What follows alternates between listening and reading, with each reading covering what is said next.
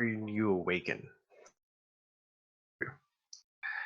You awaken with a cold splash across your face. Water has been doused over you and it's ice cold.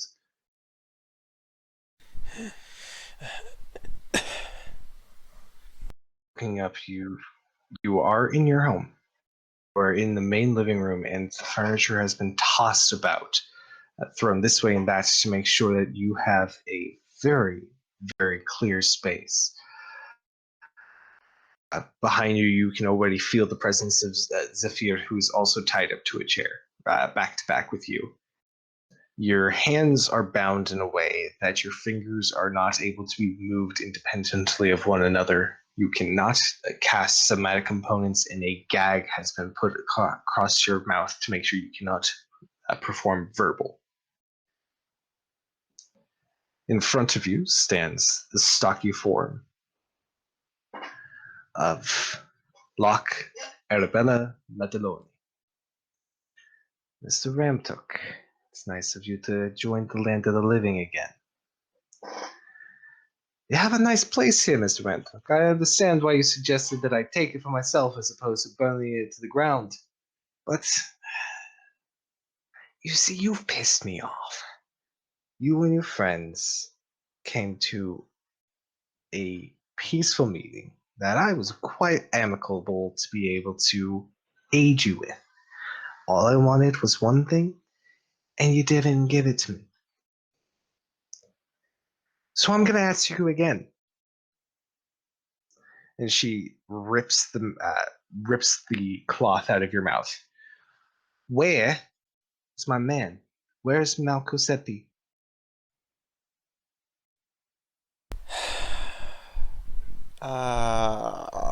How do I do this?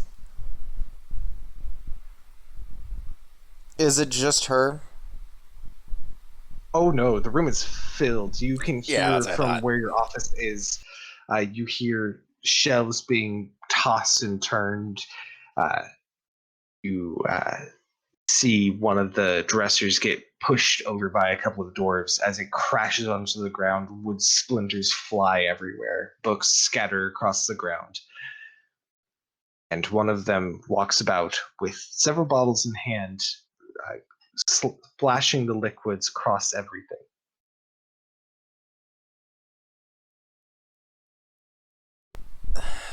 Fine, fine. You win.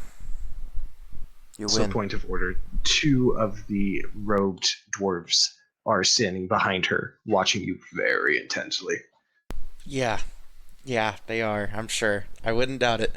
I would expect as much if the whole room is full. They would be right next to her. Yes.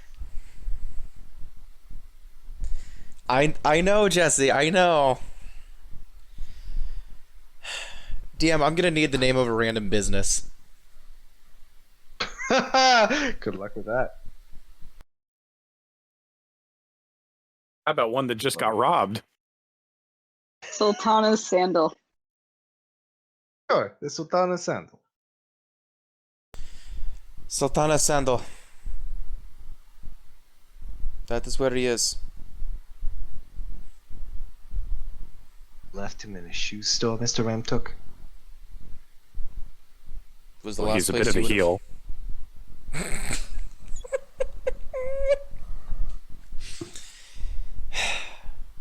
It's I'm muting now. Thank you.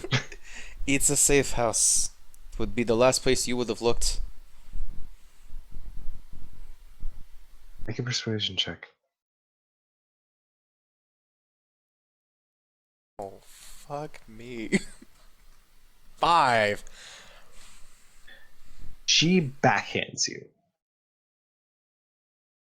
Your neck feels very sore as it moves, thrown to the other side of your body as the chair beneath you shakes and shudders. Mr. Ramtuk, I've been patient. Very patient. That's even considering the fact that you and your lot threw me into the river to drown. Now,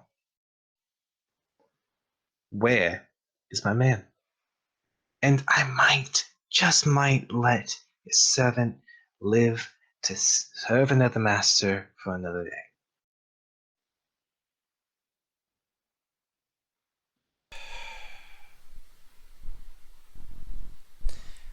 I'm gonna need another place of business. Just a random, just a random seller. Random seller? Name a decent object that I can't come up with. I mean, there's the elegant leaf. That'd be funny.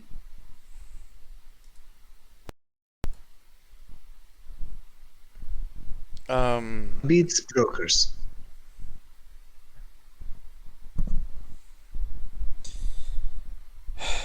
Beads brokers. Down on South and 52nd. He's in the back room on the debating on second floor or basement. I'm gonna say basement. He's in the back room in the basement. Make another deception check.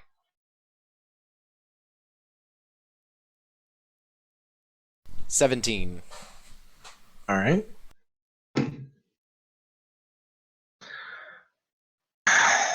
See, we can be reasonable sometimes, can't we, Mr. Ramtook?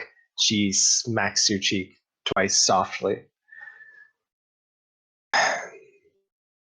Now, did you have any last requests? Any messages you wanted me to bring to any loved ones? You said you'd let the boy go. I said I might, Mr. Ramtook. Oh, then Put what's in my mouth. I'm going to change that then because I realize that now. Would you let the boy go? Just because he is bound to my will does not make him at fault, if you think about it. You know, Mr. Ramtook, in some parts of the world, a warrior's death is always celebrated in flame. At this point, you see one of the dwarves in your office strike a match and toss it into the pile of books that they've been splashing liquid on, which catches immediately. Locke considered it an even trade. If we wanted to kill him, we could have. But we didn't. A life for a life, as it were. Just let him go. Forget, Mr. Ramtook, that you still haven't actually given me my man back. You've merely told me where you think he is at the moment. Let me go, I'll bring him to you. Exactly. Why would you buy that? Mr. Ramtook, I have two of your friends out in the city somewhere. I'm gonna find. And if you were lying to me, or if Malco isn't there, your sacrifice here today will make sure that I have another chip to play. Have a good day, Mr. Ramtook. She turns and begins to walk away. Anything? No. How on fire and what is on fire? As you exit the kitchen, and the trail of smoke that follows them also makes you believe that that is also burning. Two more come from the upstairs, and you suspect that the second floor is also now ablaze. As they all step outside, are you doing anything, or are you waiting? I am taking in my bearings. I am not doing anything until they are out of the house. All right. As they step out, you hear the door shut loudly. Planks of wood are hammered into it, and between the loud bangs of the hammer, you hear the Locke shout, "No one leaves this building alive.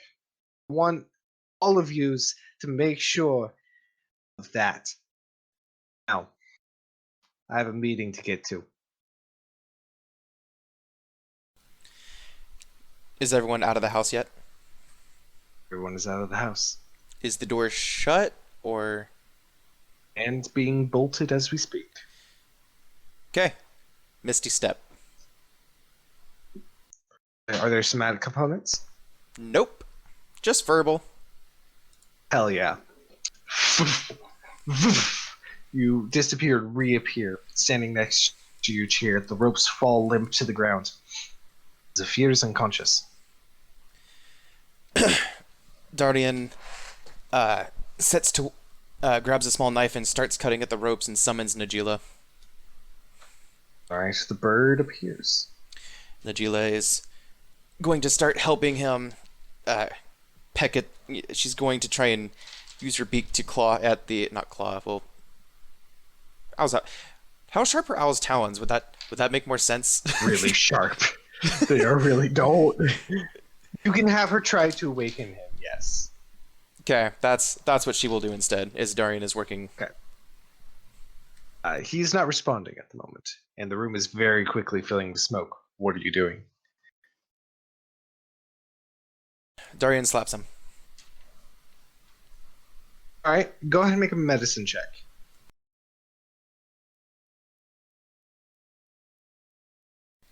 Dirty 20. With the 20 on medicine, Zafir is cut and bruised, and through some of the wounds, you can see bits of poison have begun leaking out. He is definitely at 0 hit points, is not rolling death saving throws, is stabilized, but is going to be out for at the very least an hour. Oh, fuck me. Am I currently at 1 health point? You are probably you're at 8. You're not about to fall over, but you're definitely not steady on your feet.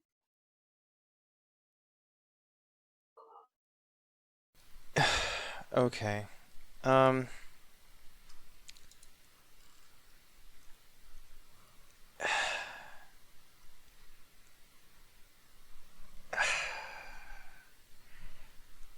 Jacob.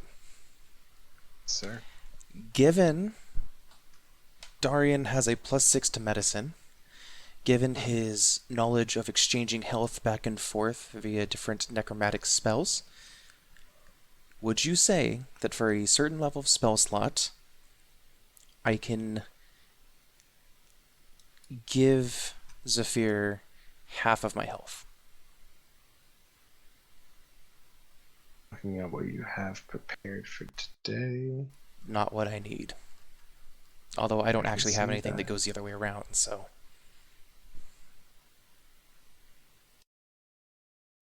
Give me a d20.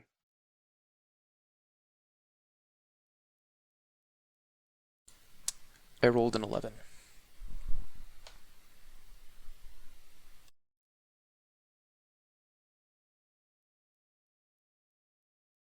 Here's what I'm gonna say. If Darian's specific set of skills, what he has at his disposal,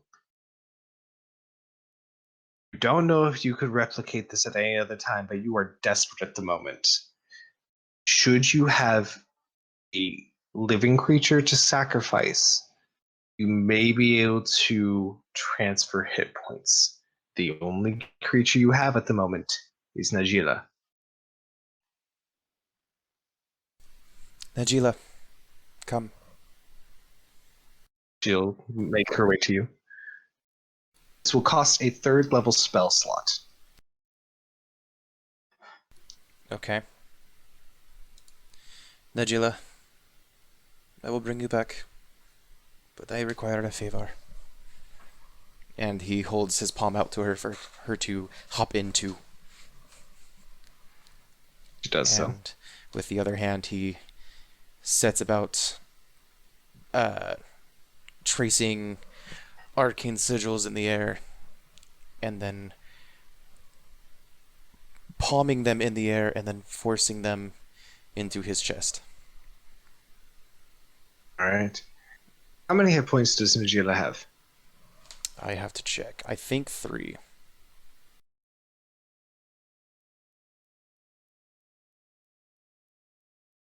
Uh, 3. Second question. How many hit dice does Najila have? I do not know how that works. So look at her health beside it, it should say. Wait, no. Hold on. How does this work? Second. It's a familiar, so Yeah. So beside the hit points, it'll normally in parentheses say something D something, and then plus the con. oh, 1d4 minus 1. Okay. Roll 1d4. 2. All right.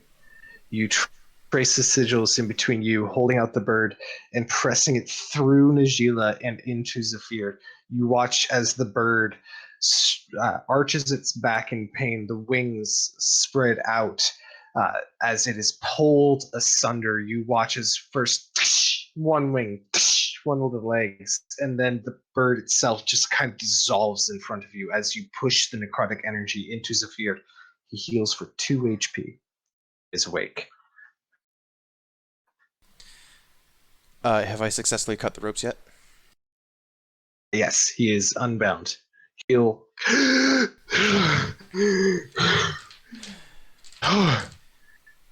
Zephyr, we don't have a lot of time.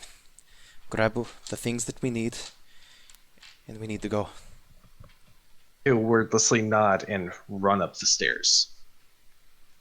What are you grabbing? Grab the music box. Okay. Darian is going to grab what money he can. He is going to try and look through his library and grab certain books, and then grab essentially everything he can out of the cellar, all the darker content books and arcane knowledge that is down there as well. All right. Where he keeps his actual work. First off, for the books and the money, roll an investigation check as you scour your office. 19. 19. You find a total of 3,000 gold pieces in a chest that was secreted away enough that the dwarves were not able to find it, as well as a few of your more important books. I'll say 3 of them that have been undamaged by the fire. You have lost a lot to the fire already. Okay.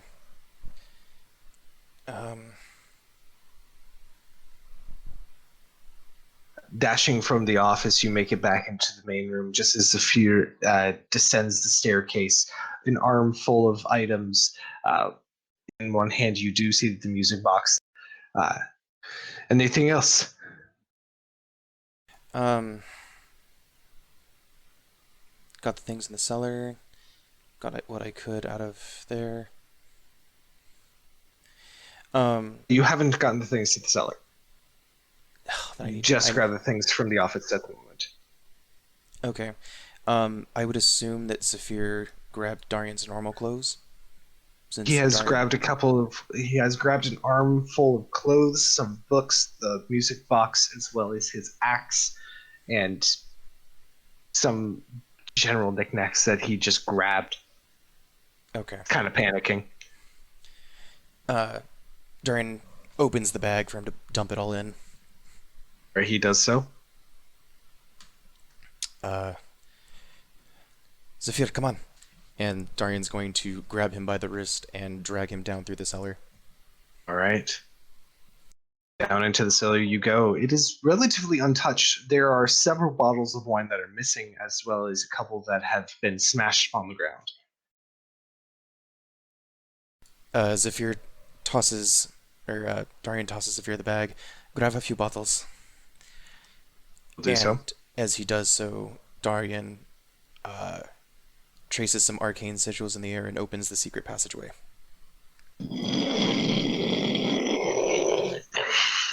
The stone door opens before you into your other room. I don't believe Zephyr knows about this, does he? Nope. His eyes go wide as he watches you enter this hitherto unseen room. The room looks very akin to what one would expect a dank medieval dungeon cellar would look like. Very dark ambiance, candlelit, it looks like what's the word I'm looking for? It looks like a cultist's bedroom.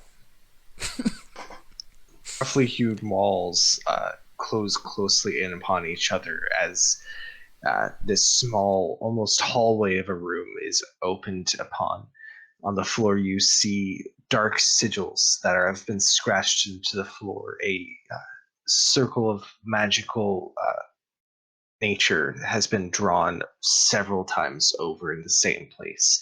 A few tables that have old bones, bottles of blood, candles, scrolls, books, everything scattered across it in a maelstrom of feverish intent that Darian has had previously. It is untouched from last time you were in here.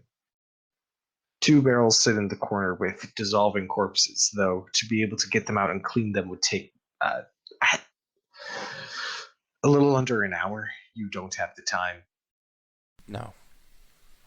Dorian looks at all of the contents and objects and materials and looks back and forth with a bit of a fever and says all of it. And he has Zephyr stand at like the edge of the long table, and Darian with his arms sweeps everything into the bag and All right. grabs books and grimoires off the shelves and a few small skulls that are scattered about.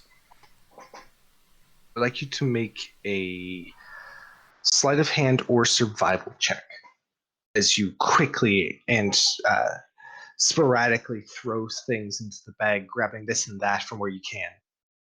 Survival or what? Survival or sleight of hand. Your survival is higher, so I assume you're Yes. taking that. Total of 18. You quickly grab the things and thrust them into the bag, and as you and Zephyr step out, you watch as a wooden beam crashes into the staircase as you begin to move towards it. It is ablaze. With the bag on his back, Darian, who is leading Zephyr by the wrist, makes his way to the back door. Right.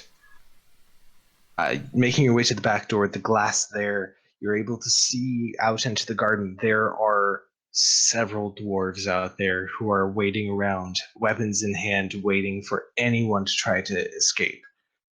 Zephyr takes his wrist back for a second and says, "One moment, I almost forgot." He runs into the kitchen. Is he grabbing coffee? Specifically requested. If he dies over coffee, I'm gonna lose it. Coffee's worth dying over, man. No, Don't it's lie. not. No, it's not. He exits the kitchen, pockets full of something. All right, what's the plan? Jacob, Darian has a stable. Does he have a horse? Darian does have a horse, but to get out there, you have to exit through the front door, and from last you heard, that is where the majority of everyone is. I will, however, make an offer. Or a suggestion for Darian, if you are at wit's end. Go on. You still have a 4th level spell slot. I am aware. You know what you have prepared today? I am aware. You would be able to get out onto the road past the blockade. The stable's in the front yard, though? Stable is in the front yard. Ah, You don't know how many dwarves are out there. that changes things. Alright. Well, Darian's going to walk up to the front door behind it and wait for Zephyr to catch up. You'll catch up pretty quickly. What's the plan now? Give me your hand. Gives it. Darian focuses and channels and expends a 4th level slot to Dimension Door. All right. Taking one last glance around the room, You see the house that you grew up in, the house where you spent time with your grandfather and your grandmother as they told you tales of their own harrowing adventures, your mother rebuking them for encouraging your already fanciful mind. Your father sits at the couch drinking a glass of wine and reading a book, hardly paying attention to any of it. You watch as you yourself find familiar for the first time and first met Najila. Your eyes glance over to the portrait on the wall of the stern-faced woman as she glares, wondering what you have done to deserve this. As you finish the spell, all of that melts away in ash and dust as you reappear on the road. And that is where we're ending tonight's session.